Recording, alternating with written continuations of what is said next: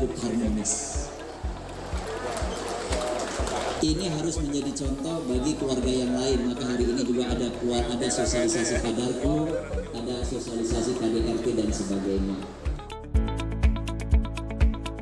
Pemerintah provinsi juga sedang berusaha terus untuk bisa mensinergikan semua kekuatan agar bisa menjalankan gerakan-gerakan serentak yang dirasakan lebih efektif apabila dibandingkan dengan gerakan yang dilakukan oleh sendiri-sendiri.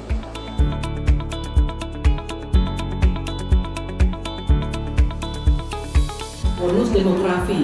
Apa bonus demografi? Yaitu banyaknya pertama penduduk yang akan menjadi bencana kalau tidak disiapkan dari sekarang.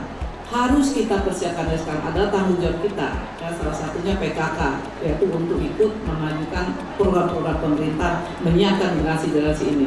Jadi jangan berpikir kita sendiri, kita harus berpikir makro, ibu-ibu semua PKK berpikir untuk negara ini, mempersiapkan generasi-generasi ini. Kalau mereka tidak siap, maka kasihan jadi penonton di tengah persaingan global.